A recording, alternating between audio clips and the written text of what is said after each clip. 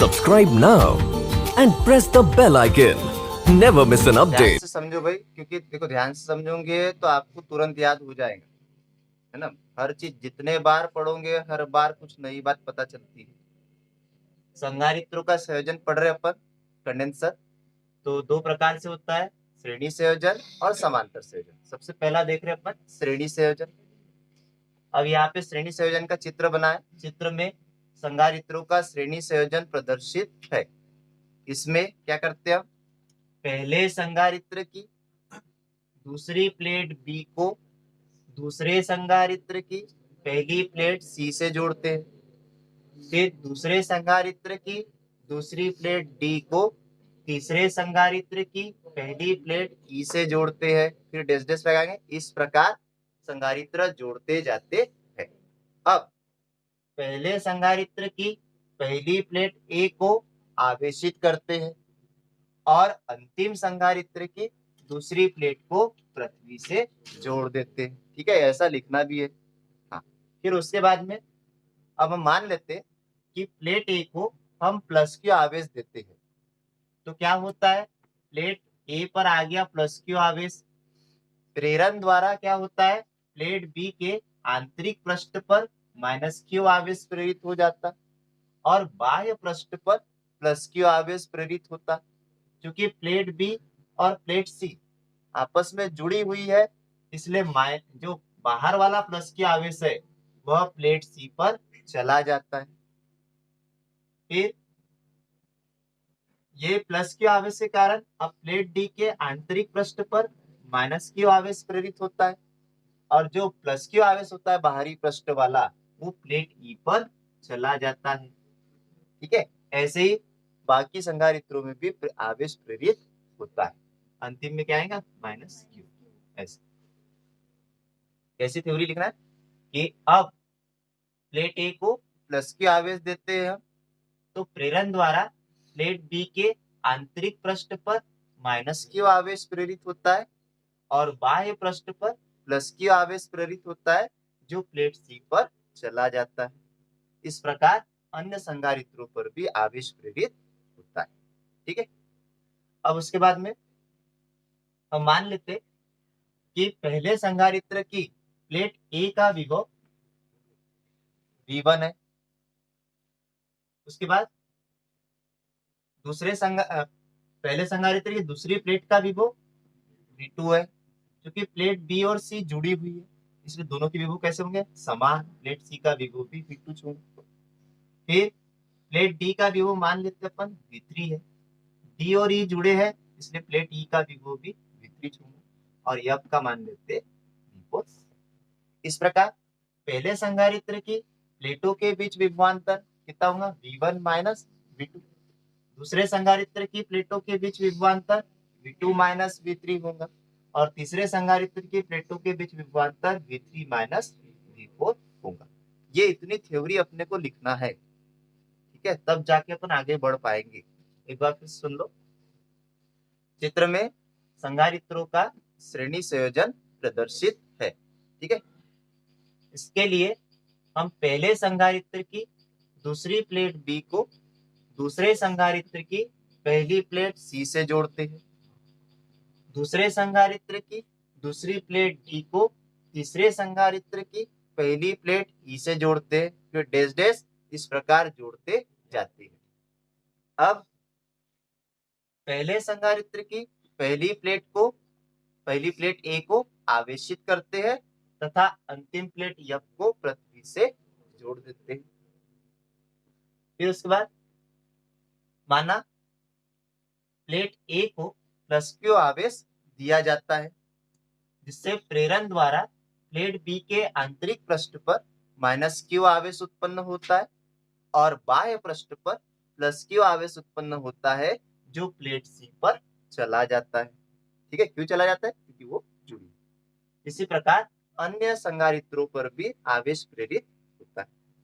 माना प्लेट ए का विभव V1 है, प्लेट बी तथा सी का विभव V2 है। पुस्तक में लिखे हैं क्योंकि प्लेट बी और प्लेट सी जुड़ी हुई है इसलिए। इसी प्रकार प्लेट डी और ई का विभव V3 है क्यों लिखे कोष्टक में? क्योंकि प्लेट डी और ई जुड़ी हुई है और प्लेट एफ का विभव V4 है। ठीक है, फिर उसके बाद माना इन संधारित्रों की धारिताएं क्रमशः C1, C2 व C3 है। तब पहले संधारित्र की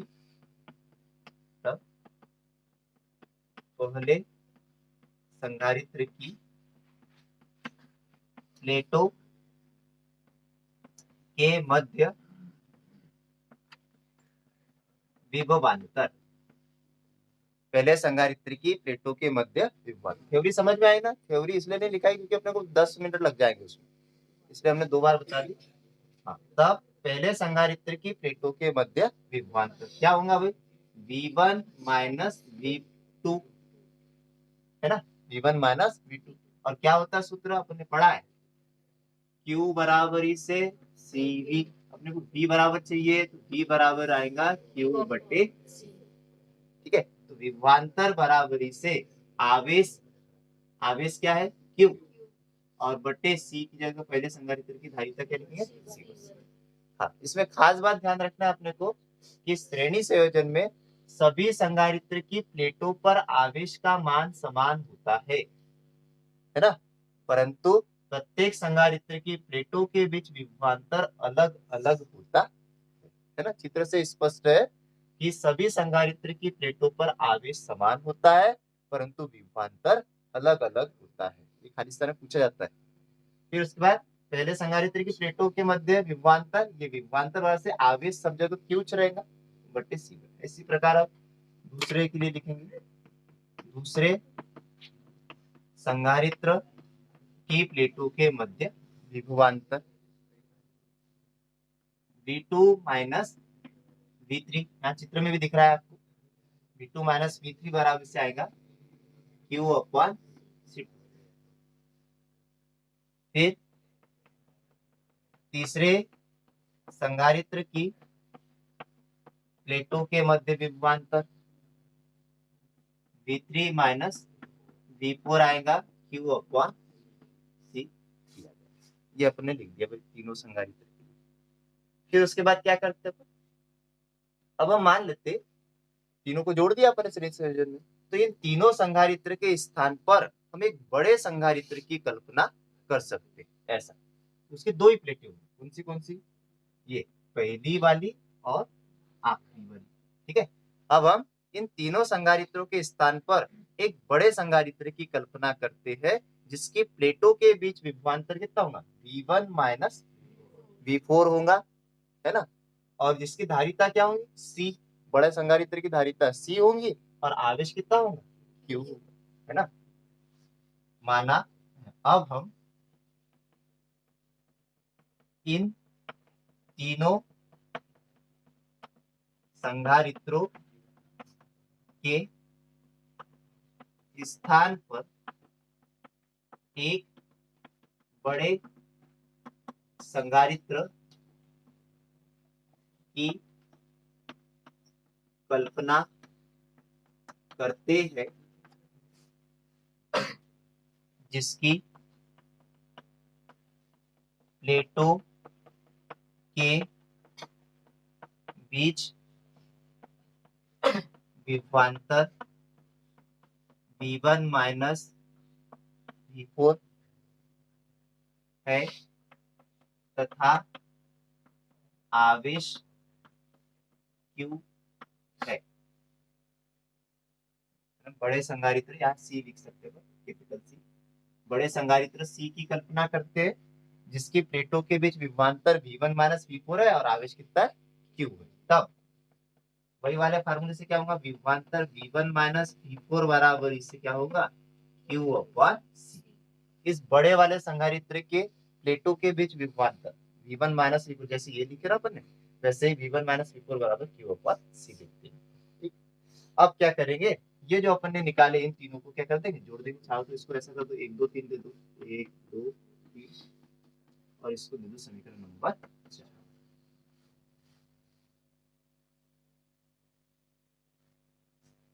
समीकरण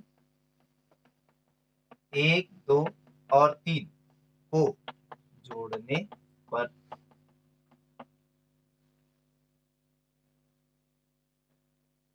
समीकरण 1, 2 और 3 को जोड़ने पर जोड़ते हुए अपन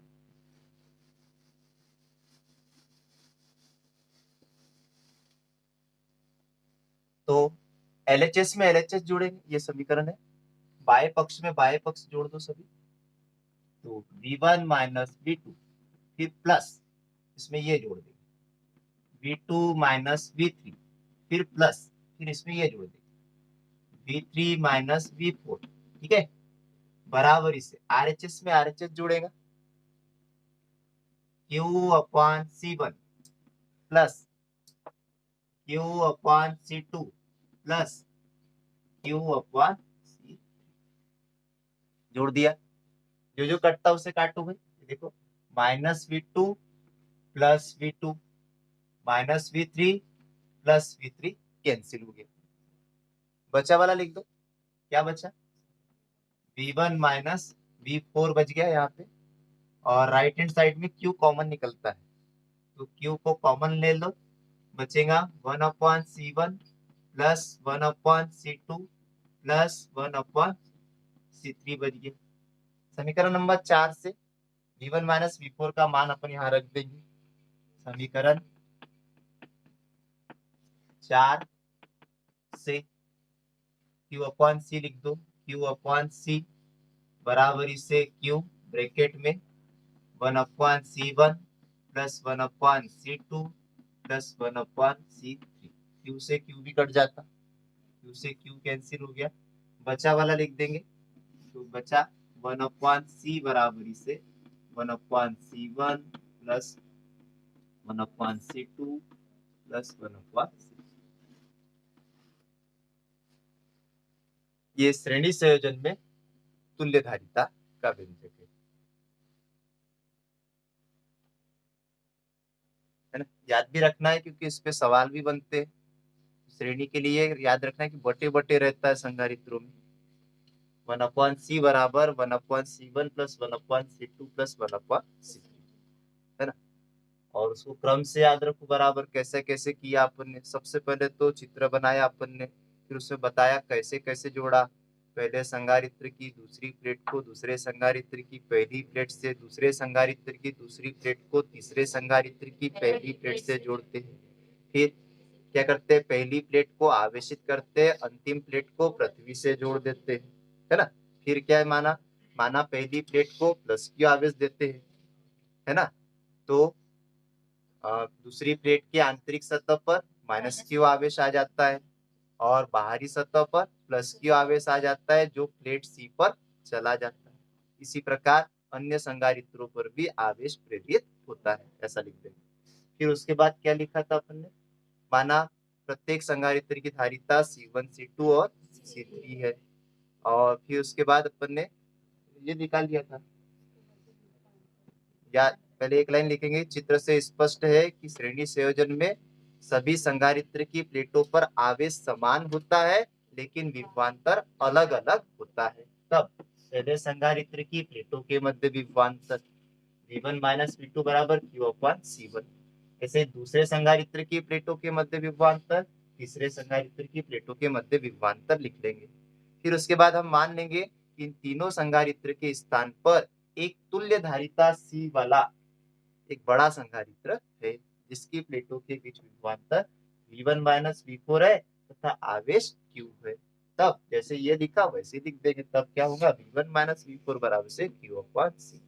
समीकरण 1, 2, 3 को जोड़ दिया अपन ने, है ना। LHS में LHS, RHS में RHS, ये बीच वाले कट गए सब, V1 माइनस V4 बच गया और इसकी जगह अपन ने लिख दिया Q अपॉन C। Q से Q भी कट गया तो 1/, यहाँ 1 कटा तो है ना, तो 1/C बराबर 1/C1 plus 1/C2 plus 1/C3। अब इसको कैसे पढ़ेंगे, अतः श्रेणी संयोजन में जुड़े सभी संधारित्र, बहुत सारे जुड़े है ना, अतः श्रेणी संयोजन में जुड़े सभी संधारित्रों की तुल्य धारिता का व्युत्क्रम प्रत्येक संधारित्र की अलग अलग धारिताओं के व्युत्क्रम के योग के बराबर होता है। ठीक है, कैसे कैसे, अतः श्रेणी क्रम में जुड़े सभी संधारित्रों की तुल्य धारिता का व्युत्क्रम प्रत्येक संधारित्र की धारिता के व्युत्क्रम के योग के बराबर होता है। ठीक है, ये श्रेणी संयोजन हो गया आपका। हो गया क्या भाई? अब ऐसे ही अपन देखते समांतर संयोजन।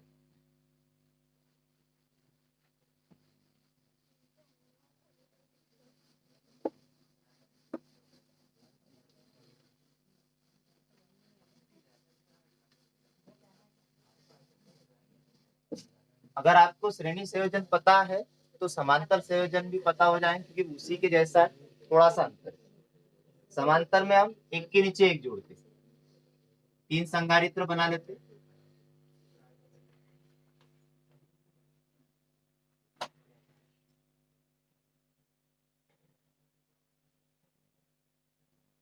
समांतर संयोजन में क्या करते, सभी संधारित्रों की प्रथम प्लेट को, ये संधारित्र है, तीन बना लिए, सभी संधारित्रों की प्रथम प्लेट को एक बिंदु ए से, ए बिंदु है, से जोड़ देते हैं और दूसरी प्लेट को बिंदु बी से जोड़ देते हैं।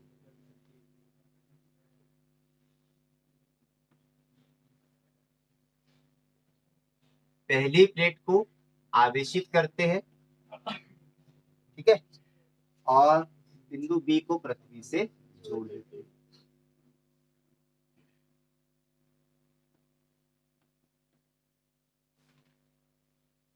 मान लीजिए तीन संधारित्र है, हमने जोड़े, उनकी धारिताएं क्रमशः C1, C2, C3 है। प्लेट ए को हमने प्लस क्यू आवेश दिया। अब यहाँ पे सबसे पहली बात समझने वाली है कि हमने तीनों संधारित्र की पहली प्लेट को हमने एक बिंदु ए से जोड़ा, क्योंकि सभी संधारित्रों की पहली प्लेट एक बिंदु ए से जुड़ी है, तो इसलिए ए बिंदु का जो विभवांतर होगा वही विभवांतर इन पहली पहली प्लेटों का होगा। मान लो इनका विभवांतर कितना है, सभी प्रथम प्लेट का विभवांतर v है। क्यों है? क्योंकि सभी प्लेटें एक बिंदु ए से जुड़ी है, ठीक है। और दूसरी जो प्लेट है, अब दूसरी प्लेट की बात करूं, ये कहां से जुड़ी है, पृथ्वी से, और हमको पता है कि पृथ्वी का विभव कितना होता है, शून्य होता है, तो दूसरी प्लेट का विभव क्या हो गया, शून्य। ये सभी द्वितीय प्लेटें क्योंकि बिंदु बी से जुड़ी है, तो सभी का विभव क्या होगा, समान, और बिंदु बी पृथ्वी से जुड़ा है, इसलिए उसका विभव क्या हो जाएगा, जीरो। अतः सभी संधारित्रों की प्लेटों के बीच विभवांतर कितना होगा, v माइनस जीरो, मतलब v, है ना। तो सभी संधारित्रों की प्लेटों के बीच विभवांतर क्या होगा, v होगा, समान, विभवांतर समान होगा। अब जब अपन बिंदु ए को प्लस के आवेश देते हैं, तो ये प्लस के आवेश बिंदु ए पर तीन भागों में बढ़ जाता है, तीन भागों में बढ़ जाएगा इस प्रकार, Q1, Q2 और Q3। तीन भागों में आवेश बढ़ जाएगा। जिस संधारित्र की धारिता ज्यादा होगी उसमें ज्यादा आवेश प्रवाहित होगा, और जिसकी धारिता कम होगी उसमें कम आवेश प्रवाहित होगा, ठीक है। तो ऐसे तीन भागों में Q1 भाग C1 से होकर प्रवाहित होगा, Q2 C2 से होकर, और Q3 C3 से होकर प्रवाहित होगा। ये इसकी थ्योरी हो गई।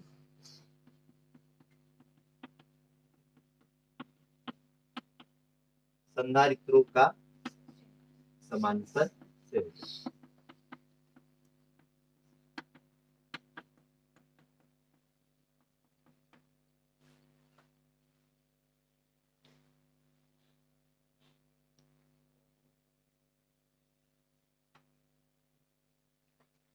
एक बार फिर समझ लो थ्योरी कैसे कैसे लिखना है अपने को, है ना। चित्र में पहले चित्र बना लेंगे। चित्र में संधारित्रों का समांतर संयोजन प्रदर्शित है। इसमें सभी संधारित्रों की प्रथम प्लेट को एक बिंदु ए से जोड़ देते हैं तथा दूसरी प्लेट को बिंदु बी से जोड़ देते हैं। या ऐसा भी लिख सकते कि इसमें सभी संधारित्रों की प्रथम प्लेट को एक बिंदु ए से जोड़कर आवेशित करते हैं तथा दूसरी प्लेट को बिंदु बी से जोड़कर पृथ्वी से जोड़ देते हैं, ठीक है। स्पष्टतः क्योंकि सभी संधारित्रों की प्रथम प्लेट बिंदु ए से जुड़ी है, तो सभी प्लेटों का विभव v होगा, या ऐसा भी कह सकते हैं कि सभी संधारित्रों की प्रथम प्लेट का विभव V होगा, क्योंकि सभी प्लेटें बिंदु A से जुड़ी हुई।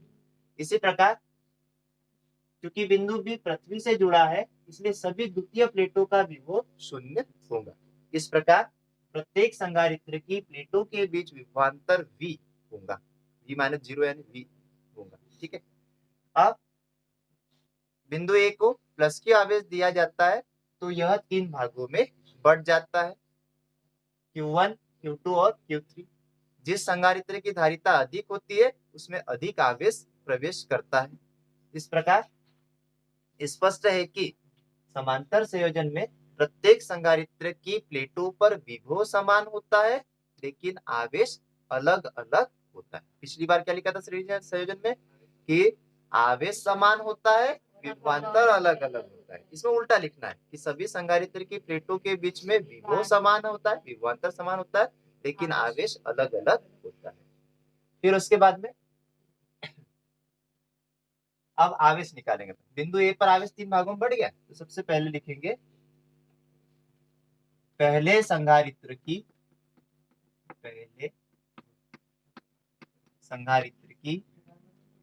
प्लेटों पर आवेश, पहले संधारित्र की प्लेटों पर आवेश Q1 बराबर से Q बराबर से CV फार्मूला होता है, तो Q1 बराबर से होगा C1V, विभव समान होता है।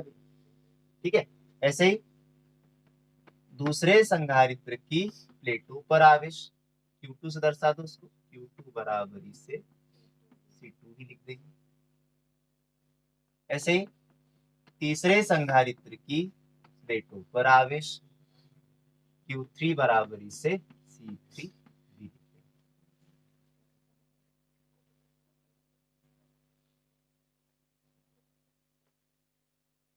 अब उसके बाद वही वाला पिछली बार जैसा, अब हम क्या करेंगे, इन तीनों संधारित्रों के स्थान पर तुल्य धारिता C वाले एक बड़े संधारित्र की कल्पना करते हैं, है ना, वही लिखते हैं।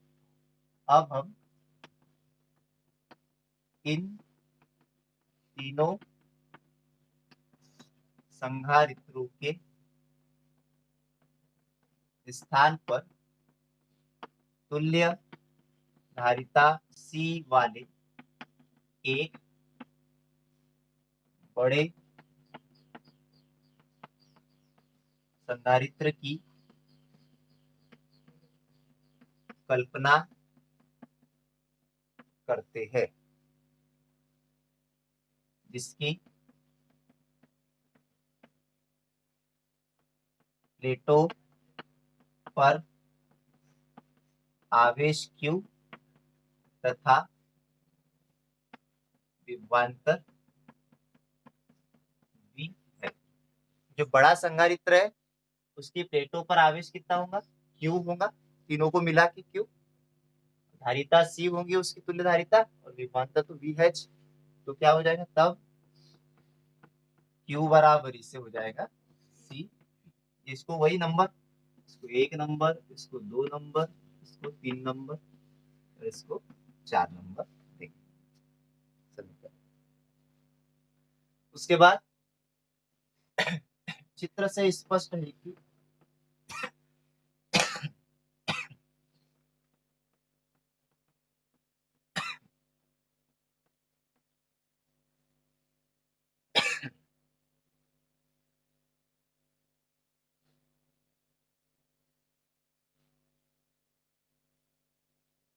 चित्र से हमको पता चलता कि बिंदु ए पर जो Q आवेश है वो 3 भागों में बटा, मतलब हम ऐसा लिख सकते हैं ना, Q बराबरी से Q1 plus Q2 plus Q3, तीनों को जोड़ देंगे तो कुल आवेश Q आ जाएगा। इस मान रख दो Q की जगह यहाँ से समीकरण 4 से देख के CV लिख देंगे, बराबर Q1 की जगह C1V प्लस C2V और प्लस C3 लिख देंगे।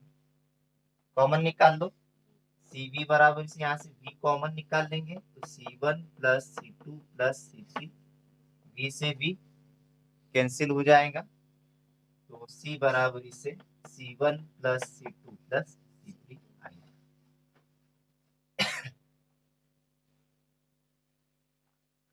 शब्दों में कैसे पढ़ेंगे, संधारित्रों के समांतर संयोजन में जुड़े सभी संधारित्रों की तुल्य धारिता प्रत्येक संधारित्र की धारिता के योग के बराबर होती है। ऐसा लिखिए, ऐसे डायरेक्ट सीधा शब्दों में लिखो। इसको बोलते हैं तुल्य धारिता और इसको बोलते हैं अलग अलग संधारित्र की धारिता। तो समांतर संयोजन में जुड़े सभी संधारित्रों की तुल्य धारिता प्रत्येक संधारित्र की अलग अलग धारिताओं के योग के बराबर होती है। ऐसा भी अपन लिख सकते हैं। ठीक है, इस पर अब अपन ने यहाँ पे दो चीजें देख ली। श्रेणी संयोजन में 1/c वाला फार्मूला रहता है और समांतर में ये वाला फार्मूला रहता है। अब कई सवाल बनते हैं, जैसे मान लो एक सवाल बन गया कि 3 संधारित्र है और उनकी धारिता है, जैसे पहले संधारित्र की धारिता 3 माइक्रोफेरड है, दूसरे संधारित्र की धारिता 4 माइक्रोफेरड है और तीसरे संधारित्र की धारिता 6 माइक्रोफेरड है। ठीक है, एक सिंपल सा सवाल ऐसा बनता कि 3 संधारित्र है जिनकी धारिताएं क्रमशः 3 माइक्रोफेरड, 4 माइक्रोफेरड, 6 माइक्रोफेरड है। ठीक है, तो इनको श्रेणी क्रम में जोड़ने पर और समांतर क्रम में जोड़ने पर तुल्य धारिता ज्ञात कीजिए। तो अपने कुछ नहीं करना है, केवल फार्मूले लगाने। क्या होता है, सबसे पहले श्रेणी संयोजन में श्रेणी क्रम में जोड़ने पर होता है 1/c बराबरी से 1/c1 plus 1/c2 plus 1/c3 मान रख दो। 1/c बराबरी से 1/3 धन 1/4 धन 1/6। अब ये छोटी क्लासों में भी आपने पढ़ा होगा, लघुत्तम लेना पड़ेगा, है क्या नहीं। ऐसी संख्या लिखना है यहाँ पे जिसमें 3 का भी भाग जाता हो, 4 का भी भाग जाता हो, 6 का भी भाग जाता हो। 12 है ना, तो 12 लिख दो। 24 लिखोगे कोई दिक्कत नहीं है। ठीक है, तो 3 चौके 12, 4 आ जाएगा, धन 4 तिया 12, 3 आ जाएगा, 6 दूनी 12, टोटल जोड़ेंगे तो ये हो जाएगा 9/12। किसके बराबर है, 1/c बराबर। ये खास बात ध्यान रखना, नहीं तो 9/12 उत्तर लिख देते। 1/c बराबर आया 9/12। अपने को c चाहिए, उल्टा कर देंगे दोनों पक्षों का। c बराबर से हो जाएगा 12/9 या दशमलव में 9 एकम 9 बचे 3 दशमलव लगाया 30 हो गया। 9 तिया 27, 9 तिया 27 ऐसे चलते जाएगा। ठीक है, हाँ। अब अगर ये तो श्रेणी संयोजन हो गया, समांतर संयोजन की बात करें तो तीनों को क्या कर दो, जोड़ दो। तो 3 और 4 7 और 6 13, सीधा सीधा 13 माइक्रोफेरड आ जाएगा। समांतर संयोजन में c बराबर से 13 माइक्रोफेरड। ठीक है, अगर ऐसा आया तो, पर ऐसे सवाल बहुत कम आते। सवाल ऐसे आते हैं कि 3 संधारित्र की धारिताएं दी जाती है, इसको किस प्रकार जोड़े कि परिणामी धारिता प्राप्त हो। जैसे मान लो एक सवाल दे दिया कि 3 संधारित्र है जिनमें प्रत्येक की धारिता 3 माइक्रोफेरड है। 3 संधारित्र दिए है जिनमें प्रत्येक की धारिता 3 माइक्रोफेरड है, इसको हम किस प्रकार जोड़े कि परिणामी धारिता हमको 4.5 माइक्रोफेरड प्राप्त हो। ठीक है, तो आंसर कैसे निकालेंगे अपन।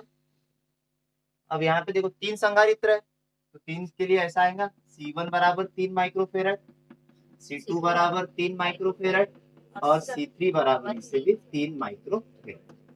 और बहुत सिंपल है, ये चीज हर सवाल में लगाना है। परीक्षा में जो आएगा ना ये सवाल आएगा, केवल यहाँ संख्या बदल जाएगी।